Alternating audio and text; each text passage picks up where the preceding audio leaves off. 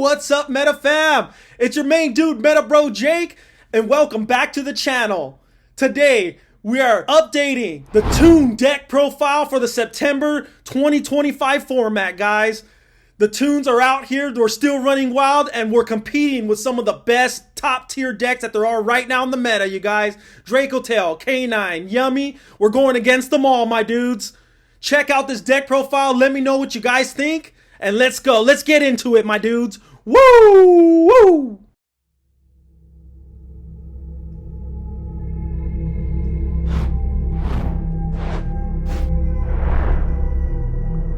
Yu-Gi-Oh!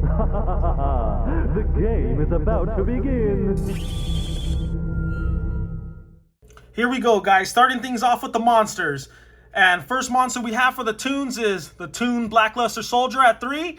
I think this card's still needed at 3. It is the boss monster of the Toons. It's a 3k beater that can be easily summoned. And it has the effect to target banish something on the field, which is pretty crazy, you guys. It lowers the resources in your opponent's side of the field. And it can also pitch itself if you open 2 to special summon the other one. You pitch a greater than or equal to the number of level of Toon card monsters in your hand to special summon this. So being able to pitch one of special the other is pretty good. Still needed at 3 in my personal opinion. Next monster is the Toon Dark Magician. I think 3 is a little bit too much, you guys. It's kind of cloggy if you see it a lot. This is actually a card you do not want to open. You actually want to special it from the deck. But this is actually one of the best Toon cards ever made, you guys, because you could pitch a Toon card to either special summon a Toon monster from the deck, ignoring its summoning conditions, or add a Toon spell or trap directly from deck to hand. Pretty freaking good. Also run 2 of Red Eyes Toon Dragon, another good Toon monster. This one actually, its effect allows you to special summon a Toon monster from your hand, ignoring its summoning conditions, which is crazy, being able to special Toon BLS, or even a special the Toon Dark Magician and just keep extending on your plays. Another one, though, that you do not want to see at 3, it's just a little bit too much. I recently cut this down to the 1. The Blackstone of Legend. I also play 1-for-1 in this, so I actually only play 1 copy. If you get to it, you get to it. If not, it's not really a big deal. And I'm also playing the Adventure Package, you guys. So I play 2 Water Enchantress, and I play the 1 Wandering Griffin. Cards are just so good in this deck. The Toons really don't need a normal summon, so the Adventure Package just fits perfectly in here. And I cut Water Enchantress down from 3 to 2 because the spell is actually the one that's needed a little bit more in my personal opinion. But when you see Water Enchantress and 1-for-1, that goes pretty crazy, you guys. And you got to run the 1 Griffin Rider because that's your negate. That could, if you break your opponent's board, you could just set up your negate. And it's freaking awesome, you guys. So, got to run those. And the last monster I have in the deck is Kashtira Fenrir at 3, you guys. It's just a free special summon. And it can add itself. So, it gives you some fodder in your hand to either pitch away or do anything else with, 1-for-1, like I said. But Fenrir is also a level 7, you guys, and you can also go into your rank 7 plays. And Fenrir also is an interruption while it's on board, if anything else. And so that's 14 monsters in the main deck. Let's move on to the spells. For the spells, we have 3 Toon Kingdoms. This is the heart and soul of the deck. You definitely need this at 3, you guys. This is your field spell. It becomes Toon World while it's on the field. It has Toon Protection. Your Toons can't be targeted as long as this card's on the field. And if your Toon monsters get destroyed by battle or card effect, you could banish a card from the top of your deck for each of those Toon monsters destroyed. Which is pretty cracked, you guys. This card is freaking good. I just wish it had some more protection, but definitely need to see it. So you're running it at 3. Also got to run the 3 Searchers, the Toon Table of Contents. This card is broken. It's not once per turn, and it's one of the few cards in Yu-Gi-Oh! That can actually search itself. But yeah, add a Toon card from deck to hand. Also got to run 3 of the other Toon Searcher, Toon Bookmark. This one's a little bit different than Toon Table of Contents because Toon Bookmark actually allows you to search a card that actually has Toon World in its text. So that opens up the door for you to be able to search Comic Hand, which is pretty crazy, you guys. Even though Comic Hand is technically not a Toon card, it does have Toon World in its text, so you're able to search it with the bookmark. Also, bookmark was a step in the right direction as far as support for the Toons, because while it's in the graveyard, if your Toon World happens to get popped on the field, you could banish this card from the graveyard instead to protect those Toons. And that's what the Toons need, that protection. And going into the 2 Toon page flip, I cut this down from 3 to 2. I think 2 is the proper number for this. Honestly, if I could run 1 of this card, I probably would. But 2 does come up. This card I don't think is really needed at 3 because I don't play too many Toon names in the deck. I try to keep the Toon monsters to a bare minimum. But this is one card you really don't want to open. It's kind of like iffy depending on the other cards you have. Me personally, I would rather just search this with like bookmark or a Toon table of contents instead. That's why I cut this down to 2. I play the 1 Comic Hand, you guys, because Comic Hand is just, you get that search off of the bookmark if you want to steal your opponent's monster. If they have some kind of crazy boss monster with some effect to pop or something like that, you could just take it from them. And then it instantly becomes a Toon, you guys, so you're able to attack directly with the card you just stole from your opponent, which is pretty wild, man. Then for the adventure stuff, I run the 3 Rite of Armiseer. This card's just mandatory adventure. When you activate this card, you can't activate effects of normal summon monsters, which is why I cut the Blackstone of Legend down to 1, because you really don't need the normal summon anyways. But this card's good. It lets you special the token, place the Fateful Adventure face up in the spell and trap zone from the deck. And yeah, man, that pretty much just gets your whole adventure stuff rolling. I play the 1 Fateful Adventure and the 1 Draco back, you guys. The Draco back is the equip spell. You equipped it to the token to bounce. And the Fateful Adventure has so many good effects. When a card's normal or special summon while it's face up, you could add the Draco back or equip it to a token that's face up on the field. Fateful Adventure also has the effect to add a card that has adventure in its text, and you add 1, discard 1, which is how you get to the Griffin Rider to be able to get your negate. So that's pretty crazy too, you guys. But yeah, definitely 1 and 1. I don't think you need any more. For my main deck, Board Breakers, because this is a going second build, you guys, we run the 3 Dark Ruler No More. This is big in the format right now when you have Yummy, you have Canine, you have Draco Tail that could summon Red Eyes Dark Dragoon. I think this card's very important, man. And the Toons, they really don't need they have summoning sickness, so they don't need to attack directly right away. It's more of a control style build. So being able to just play the game, you guys, with these crazy 1-card starter decks is really, really good. So Dark Ruler, to me, is mandatory at 3 in this deck now. You just need to see it to stop anything that your opponent makes. Really don't need hand traps when you play Dark Ruler no more. You just let them set up their board, and then you drop the Dark Ruler on them, and then you play. More Board Breakers. I run the 2 Lightning Storm and the 1 Duster. I know this little package is kind of falling out of favor in the meta, but if you open up a Dark Ruler and Lightning Storm, you're going to pretty much just break their whole board, which is pretty cool. But sometimes the back row, you guys, it can get sticky with that back row that they set. So you want to try to make sure you clear all that stuff out before you start to play. So I think that these 3 are pretty good. Also good side outs when going first and stuff like that. And for the consistency cards, we have 2 Pot of Extravagance and the 1 Pot of Prosperity. Just get you to the cards that you guys really need to break the boards, you guys. Pot of Extravagance lets you draw 2 by banishing 6 in the extra deck, which in this deck, you guys really don't need anything from the extra deck. You really hardly go into anything from the extra deck at all. So banishing 6 is really nothing. And then Pot of Prosperity, you just dig into one of those Board Breakers for that Dark Ruler No More just in case.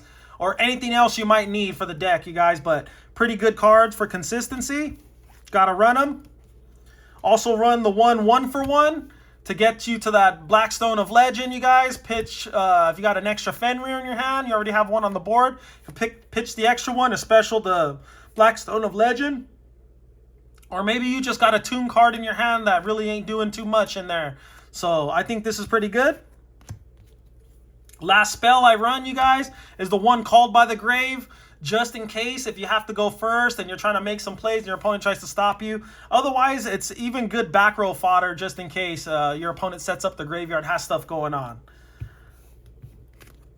And I believe that's 28 spells in the deck, you guys. And I only have one single trap, and that trap is Toon Terror, you guys. I only play the one trap because this is actually searchable. It sucks when you're having to open it or when you draw into it. You always want to search into this, you guys. You set up your adventure stuff. Your opponent can't stop you going to your Toons. If you have that extra Toon resource to search anything, you go into the Toon Terror and set it, you guys, because this is a counter trap. It's a spell speed 4. Your opponent will not be able to respond to this card's negation and destruction. Pretty good. And that's 43 cards in the main deck, guys. Let's move on to the extra deck. For the extra deck, we're starting off with the XZs. The only 2 of I run in the extra deck, you guys. 2 Red Eyes Flare Metal Dragon. This card comes up every once in a while. If you have 2 level 7s, you could rank up into this. This card just literally burns your opponent. Everything they do, it burns them for 500. So if they're running low on life points, if you can't game them, you guys, you just go into this and you just wait for them to burn themselves to death. So you got to run 2. More rank 7, I got the number 11 Big Eye, just in case you want to steal one of your opponent's monsters. You don't have the comic can, you just want to take one just to take it. You go into the Big Eye. I also play the 1 Dark Armed Dragon of Annihilation, you guys. Just more stuff to pop anything, spot removal. I play the 1 number 28 Titanic Moth. For anyone who don't know what this card does, it's pretty much, you go into this, you could attack directly, but the damage is halved, so you'll attack for 1200, and then you just go ahead and overlay for Zeus, guys. That's it for the rank 7s. Going into the only rank 8 that I run in my extra deck, you guys, is the 1 Dingirsu, only because it could pretty much blow up 2 cards, you guys. So if you have to go 2 Toon Blackluster Soldiers to make this, to get 2 more cards off the field, you got to do what you got to do. But in my personal opinion, you guys, in my experience, it just rarely comes up. But I think it's the best one.